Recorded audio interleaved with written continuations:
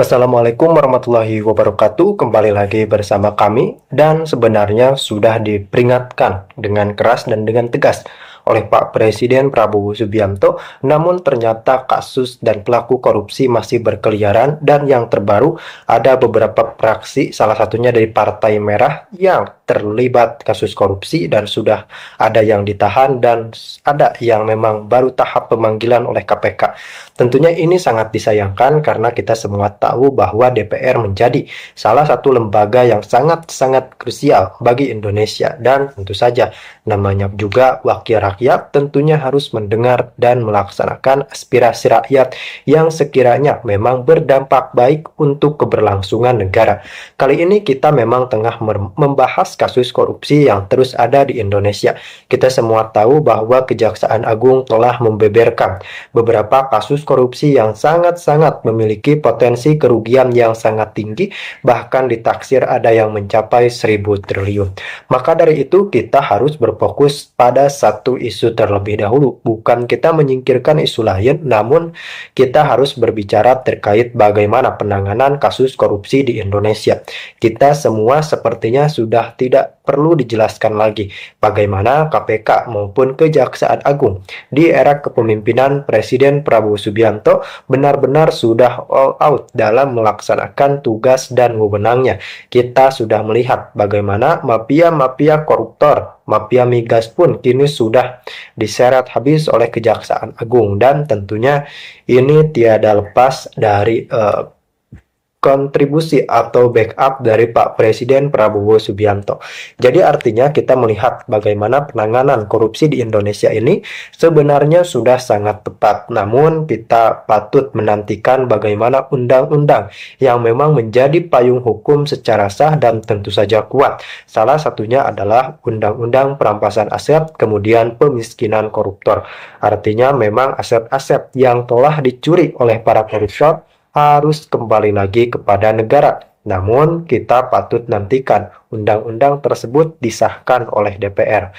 Namun sampai saat ini DPR belum mengesahkan rancangan undang-undang perampasan aset koruptor tersebut. Dan kita patut nantikan bagaimana keberlanjutan dari perampasan aset itu. Gedung kura-kura kembali heboh. Salah satu anggota DPR RI dari fraksi PDIP menjadi tersangka kasus korupsi. Dia adalah Ismail Thomas.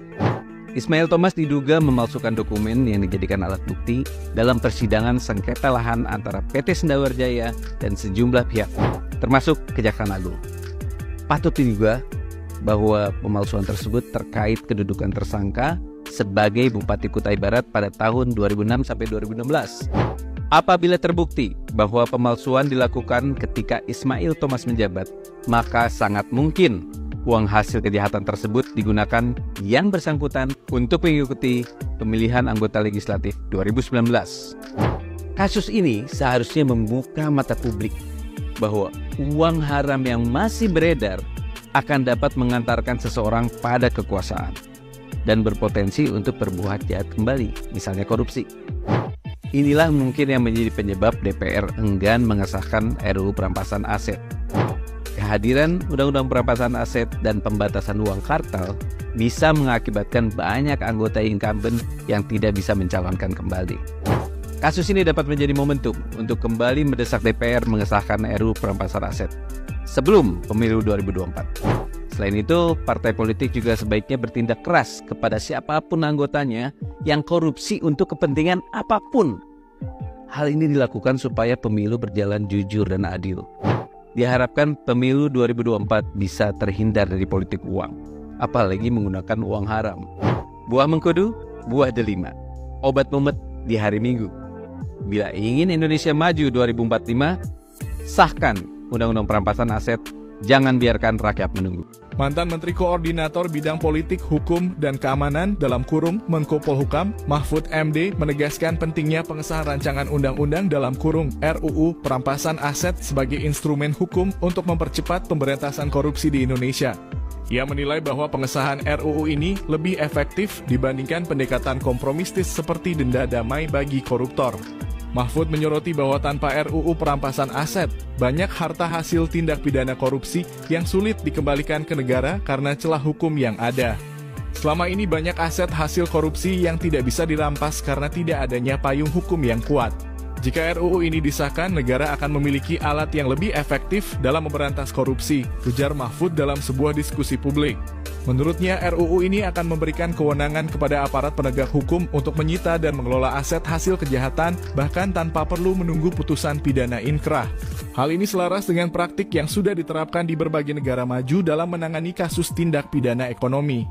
RUU perampasan aset sebelumnya telah diajukan ke Dewan Perwakilan Rakyat dalam kurung DPR oleh pemerintah, namun hingga kini belum menunjukkan perkembangan signifikan dalam pembahasannya.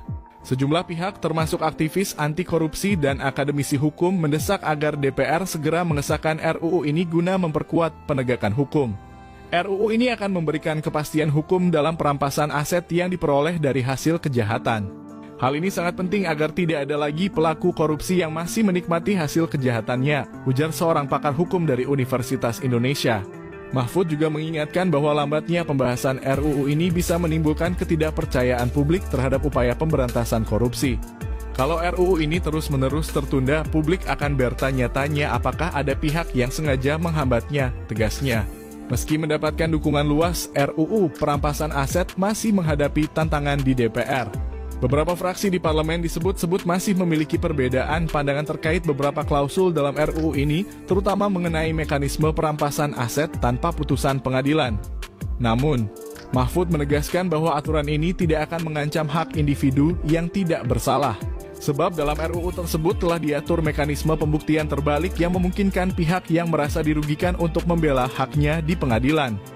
Dengan semakin kuatnya dorongan dari berbagai elemen masyarakat, diharapkan RUU perampasan aset segera disahkan agar dapat mempercepat upaya pengembalian aset hasil korupsi dan meningkatkan efek jera bagi para pelaku kejahatan ekonomi. Mahfud MD berharap agar pemerintah dan DPR dapat berkomitmen untuk menuntaskan pembahasan dan pengesahan RUU ini dalam waktu dekat. Jika kita serius ingin memberantas korupsi, kita butuh instrumen hukum yang kuat. RUU perampasan aset adalah jawabannya, pungkas Mahfud. Presiden Prabowo Subianto marah terhadap DPR terkait belum disahkannya RUU perampasan aset. Sebaliknya, Menteri Hukum Supratman Andi Aktas menyatakan bahwa pemerintah belum mengajukan RUU tersebut ke DPR karena masih melakukan pendekatan politik dan lobi ke fraksi-fraksi partai politik untuk menggalang dukungan. Selain itu, Indonesia Corruption Watch dalam kurung ICW menantang Presiden Prabowo untuk fokus mendorong percepatan pembahasan RUU perampasan aset daripada memaafkan koruptor yang mengembalikan hasil korupsinya. RUU perampasan aset juga belum masuk dalam program legislasi nasional Prolegnas Prioritas 2025. Dan Ketua DPR Puan Maharani menyatakan bahwa pembahasan RUU tersebut menunggu selesainya pembahasan RUU lain di komisi terkait.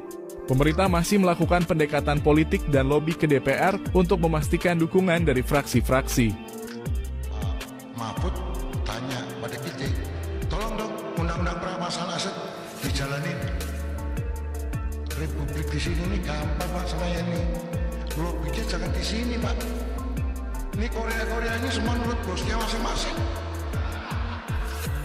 Di sini boleh ngomong Pak. Bambang Pacul ditelepon. Ibu Pacul berhenti eskat.